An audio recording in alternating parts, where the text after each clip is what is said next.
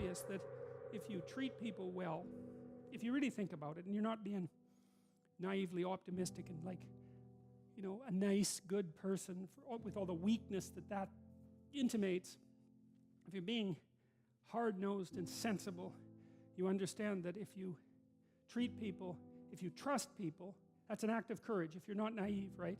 If you're naive, it's an act of stupidity, because you might get bit, and you probably will. And if you're naive and you get bit, you will suffer for it. It'll traumatize you.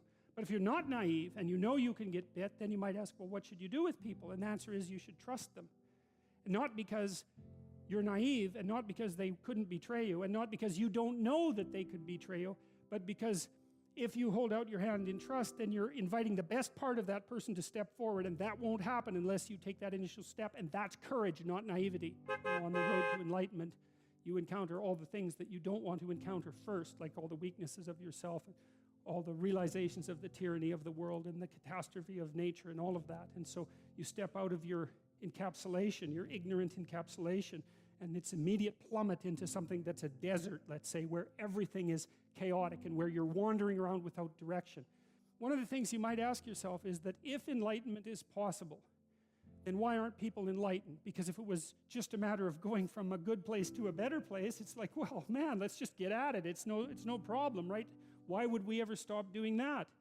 You can withstand a fair bit of the catastrophe of life by establishing the proper covenant and by acting in a trustworthy manner and extending your hand to people properly. And you might say, well, okay, that's sensible. I can understand how that would work. And I can certainly see how the opposite wouldn't work, because, you know, if I have to be absolutely terrified that you're going to betray me at every possible moment, and we're in a negotiation, we're not going to get any work done, man, because I'm going to be figuring out what you're up to all the time, and you're going to be figuring out what I'm up to all the time, and we're just not going to get anywhere. You'll come and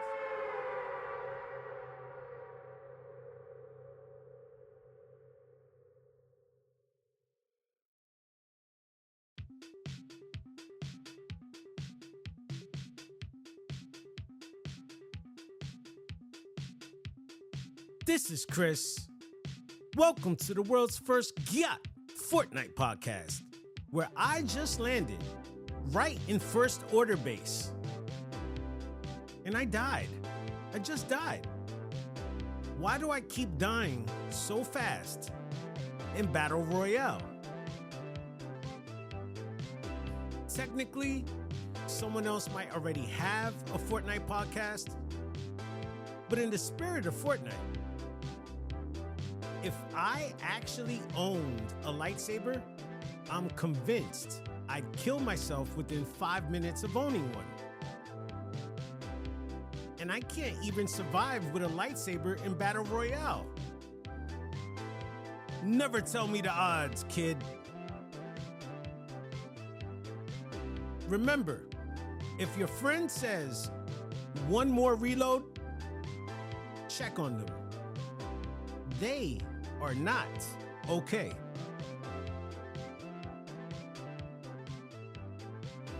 Also, why is Reload so visually dark right now? And why is there Star Wars music on the Reload battle bus? I'm here today to answer these difficult questions. Do or do not. There is no try.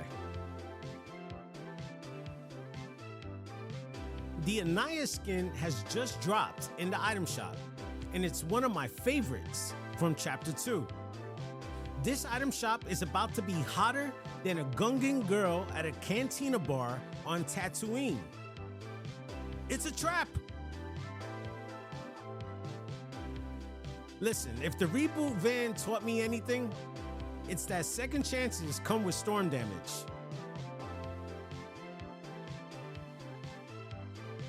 And if you think Fortnite has been cooking, well, they are just heating up. And if you're ready, let's dive in.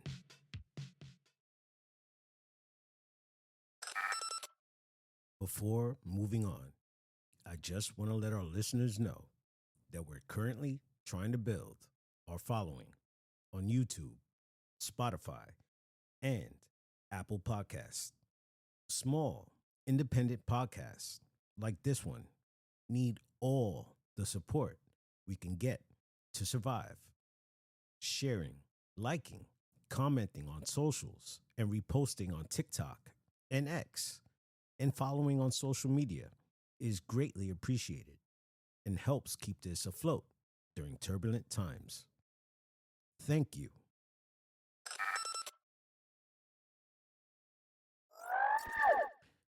Welcome to the GYATT Fortnite podcast, the only place where philosophy meets pump shots and item shop regret. So, why is Reload so visually dark right now? I mean, seriously. I said it in the intro, but I keep playing the game and it seems a little bit dark. All right, this week, I'm walking into the match with a strange feeling. Like, am I playing Fortnite or cosplaying as a stormtrooper with trauma? Because Chapter 6, MS1, is here. And if you don't know why the MS is there, it's because it's short for mini season. The Death Star looms above. And yet, I still can't find a new Star Wars emote in the shop. I did get the Kalani emote from the viral hit dance, and now I've got Kalani playing on loop like it's elementary, my dear Watson. But somehow, I'm supposed to take Darth Vader seriously while doing the Gets HOT emote. And listen, I know I teased GTA 6 last episode like it was going to hijack the entire year. But joke's on us. It got delayed to 2026. It's the prophecy I mentioned last episode. The arrival of GTA 6, a game so big, so inevitable, it vanished. Like a Rift event. Delay confirmed. 2026. We won't even be alive by then. Fortnite will be running on thoughts and dreams and maybe Elon Musk's consciousness or something. The trailer just dropped for GTA 6 today, and it's a visual work of art. It's so ridiculous. So now we're just floating in space, holding nothing but infinite ammo and broken expectations within the Star Wars universe. You gave us infinite ammo, but no infinite drip? Y'all brought the Death Star but couldn't bring Ahsoka back? So literally infinite ammo. Crafty move. Timeout. Epic with the lead. Because Fortnite did the most Star Wars thing possible. Gave us every weapon as hit scan. Time to kill? Fast. Time to think? Faster. And also gone. The moment someone locks onto you with a blaster, your soul is sent straight back into the lobby. But I'm not mad. I'm enlightened. There's peace in knowing we're all going to get deleted at light speed. And we are speeding towards something. A 0 point of logic. And I've stopped asking for clarity. I'm just here to emote while Rome burns. Or whatever the Fortnite equivalent of Rome is. Probably tilted. So let's get into it.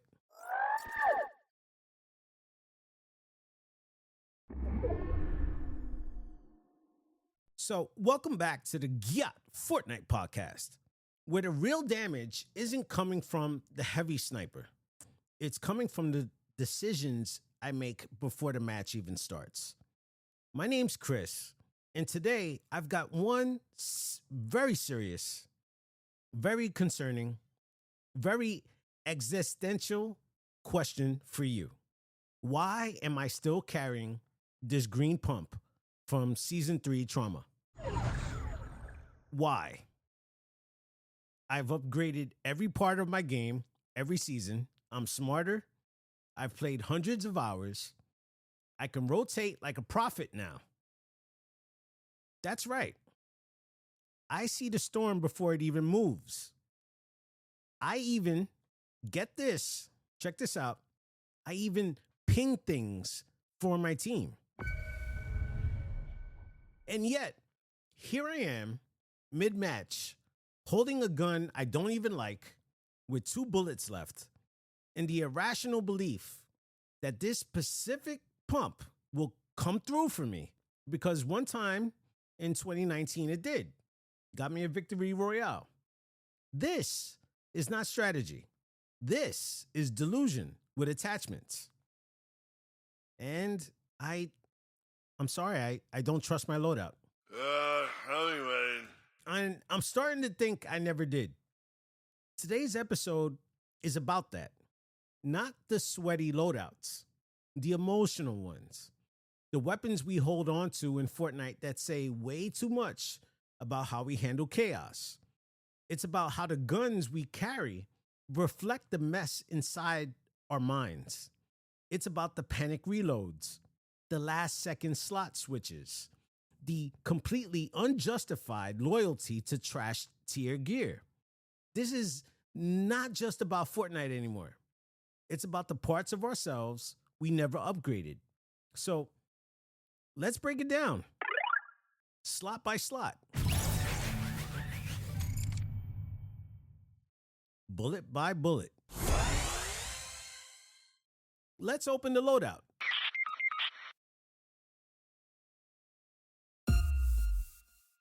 Let's start with the shotgun, because obviously that's where the drama lives. Shotguns are the soul of Fortnite, and also the part of your emotional loadout that's most likely to ruin your day. Shotguns are anger, pure distilled, barely controlled rage in a tight emotional radius.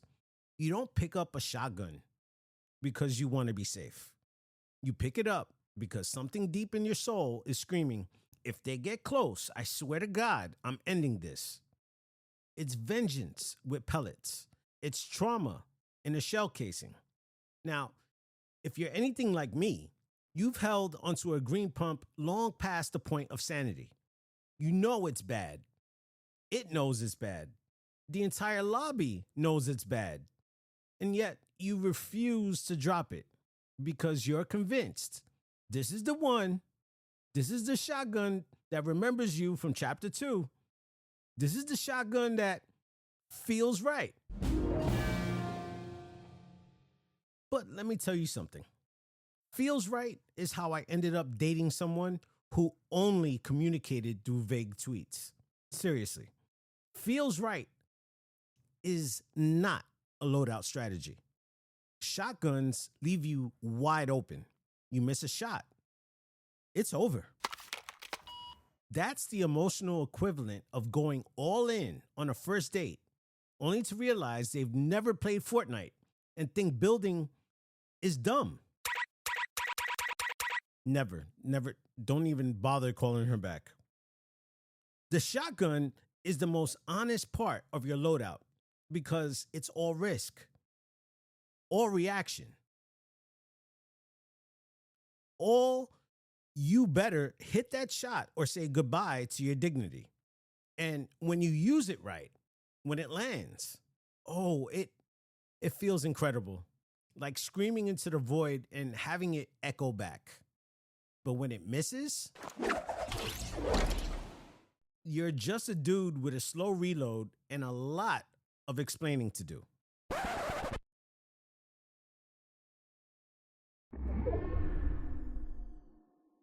Slot 2, the assault rifle. The AR is the illusion of control. It's your I got this slot. It's the part of your personality that shows up to group chats with solutions, but secretly panics when the plan changes. Happens to me all the time. The AR is stability. It's what we hold on to when everything else falls apart. It doesn't hit as hard as a shotgun. It doesn't thrill you like a sniper, but it works. It's there, steady, reliable, just like that friend who always offers to drive, but never plays music louder than a polite whisper. That happens to me quite often. And yet, the AR is a lie. It tells you you're in control. It convinces you that spraying a few bullets towards a distant build is helping. It just alerts everybody to where you're at. It gaslights you into thinking you're contributing to the fight, when really you're just throwing pixels into the wind and hoping for an assist. The AR is what I use when I want to look busy in chaos. And sometimes it's not enough, and sometimes it is. But it's also the most performative part of the loadout. It says, look at me, I'm doing something. I'm pressing R2, I'm pressing the right trigger. When deep down, I know I'm just delaying the real fight. So yeah, the AR is the part of me that's scared to commit because it's efficient, safe, emotionally distant. It's what I pick when I'm not ready to feel the fight fully. That was a tongue twister.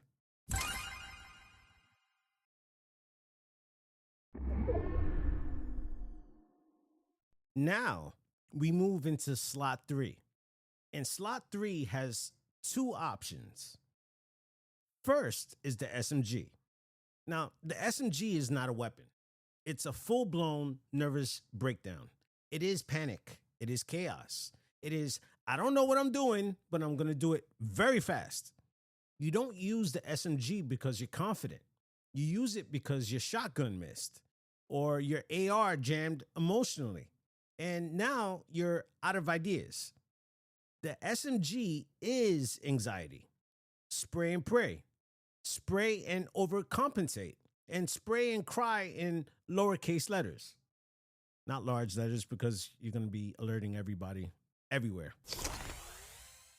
When you pull out the SMG, you're not aiming anymore. You're hoping. You're channeling all your bad decisions into a blur of damage numbers and pixelated screams. And sometimes it works. That's the scary part. Hey, yeah.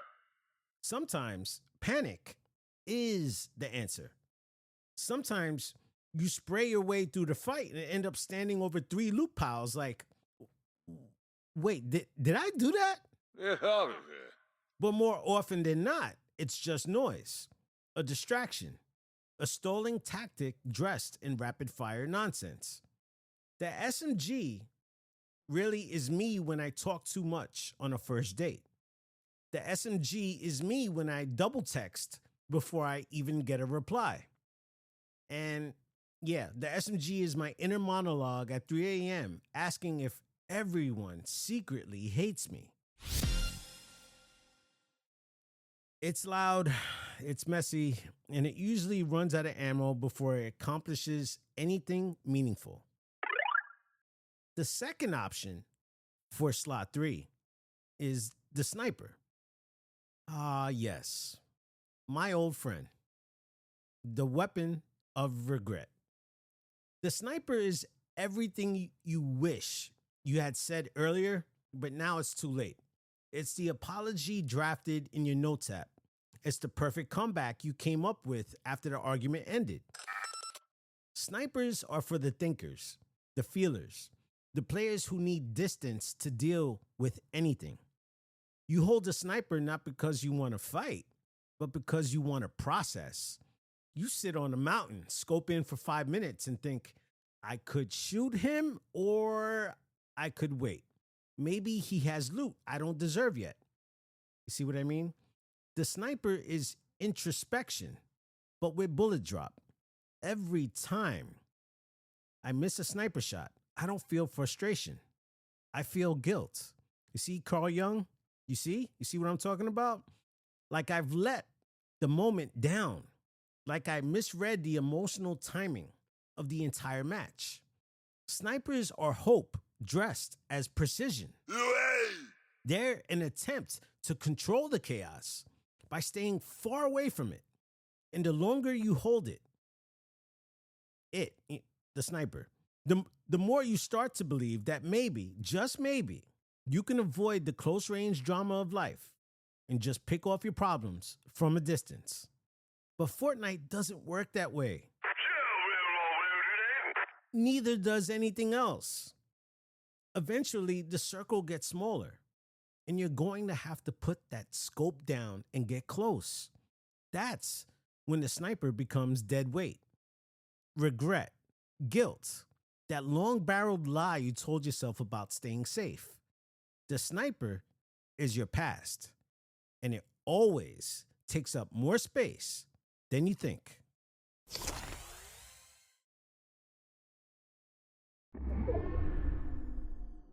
So, which brings us to slot 4, the utility slot, otherwise known as the slot of denial. This is where things get weird, okay? This is where I keep the shield keg and pretend I'm fine. This is where the porta bunker becomes my literal comfort zone. And this is where I hold med mist and never use it because I'm waiting for the right moment. Aren't we all? The utility slot is therapy. It's the healing I don't prioritize. It's the self-care I say I'll get to later. After this next fight, after this next zone, after this next emotional collapse. The shield keg is my emergency meditation app. The slurp juice is my unread self-help book. The boogie bomb is my unprocessed childhood. Yeah, you could do a lot by just dancing in the middle of nowhere. It really helps with stress. I hold on to these items with the belief that I'll know when it's time to use them. But I never do. Because healing, real healing, isn't something you deploy at the perfect moment. It's usually messy, inconvenient, and sometimes it splashes teammates who didn't even ask. I've held a shield keg through 3 full zones and died with it still in my inventory. That's how much distrust my ability to heal on time. Utility is the lie of preparation. We think we're ready. We think we'll pop the healing at the right second, but we're so busy surviving. We forget to restore. And then it's too late. Then it's spectate and loading screen. Back to lobby. And saving the best for last, slot 5. Now, let's talk about the most deceptively powerful slot in your loadout, the mobility slot. So it's the launch pad, it's the shockwave, it's the grapple glove you forgot had 5 uses left, right? And then you go get another one that has 10. It's the one slot that always makes you feel like you've got options, even if the rest of your inventory is trash and you haven't hit a shot in 5 minutes. Mobility is avoidance wrapped in motion.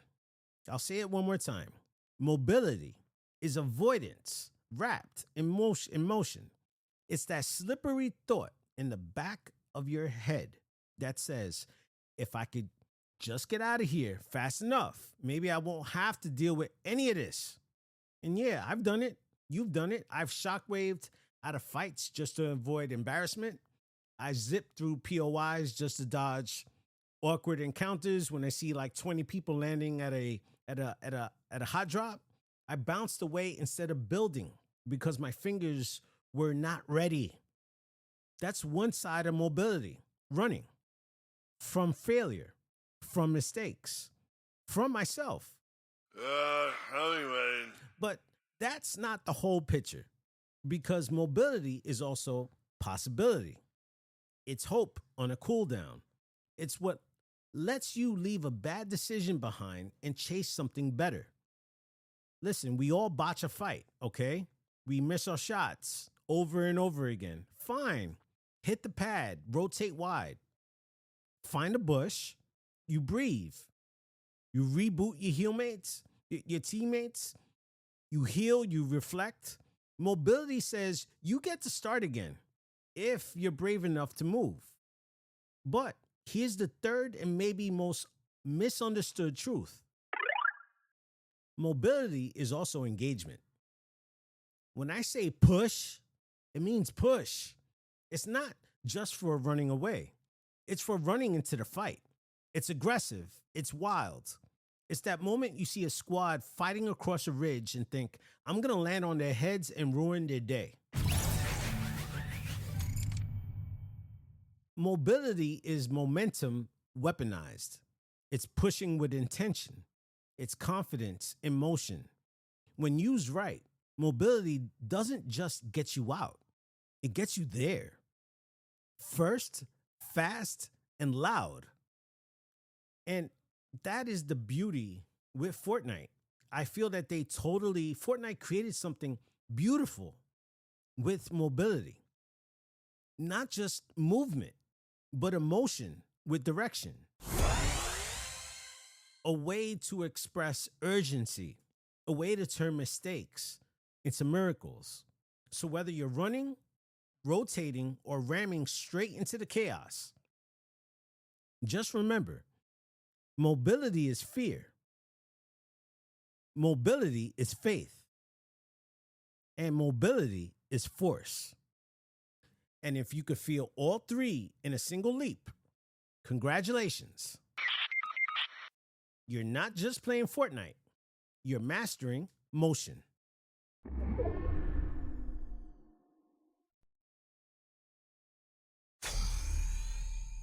So, what does all of this mean? It means our loadouts aren't just choices, they're stories. They're the emotional scripts we run every match, hoping for a different ending. For shotgun, you got anger. For AR, it's about controlling the match. For SMG, it's like you're panicking, and you're making them panic too because they're hearing all those shots go off. For snipers, it's really about regret.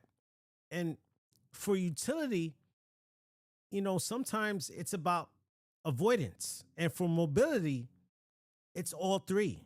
You truly have to have a little bit of fear. You have to have a little bit of faith, and you have to have a little bit of force too with your mobility.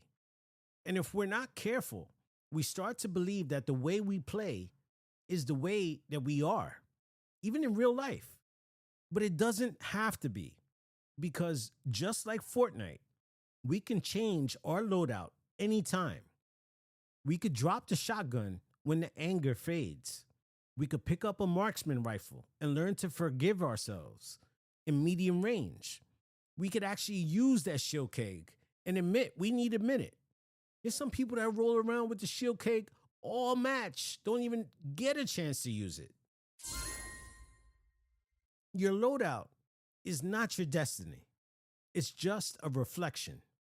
And if you want to change it, start by asking, what am I really carrying?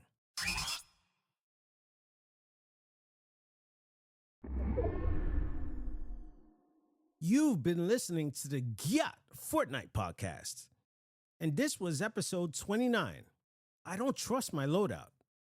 And if you've made it this far, you probably do the same thing that I do. You overthink every slot. You sabotage your inventory with attachments to old weapons that we once loved. You try to fight with weapons that never served you in the first place. Why do you think that they keep on giving us that green pump? It's for a reason. But guess what? You showed up, you dropped in, you tried. And in this game, in this life, that's half the battle. So next time you open your inventory, ask yourself, is this what I need? Or is this what I'm used to? Because when it comes to healing, clarity, and clutching up in life, you can't reload what you never equipped. I'll see you in the next match. Or maybe, just maybe, I'll finally drop that green pump. But no promises.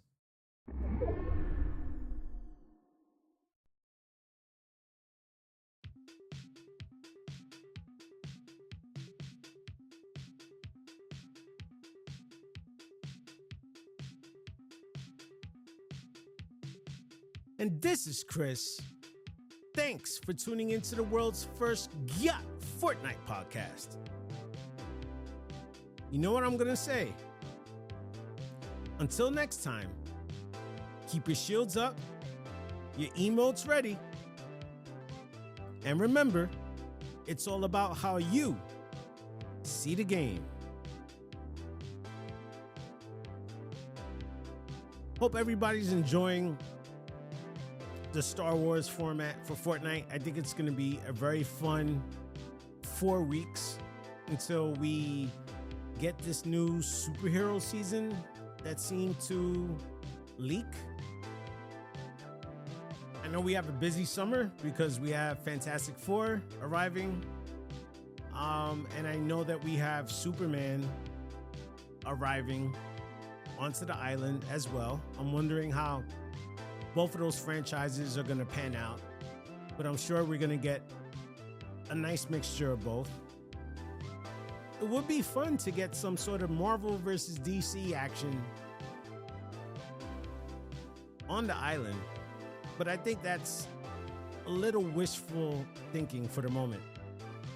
And if you'd like to follow me and support the podcast, there's all different ways that you can. You can follow me on X at GYATT Fortcast and on TikTok at GYATT Fortnite Podcast. And if you'd like to cash at me, maybe buy me a coffee or such, you can at Cash App at $Chris Freshier. And all that information is in the show notes.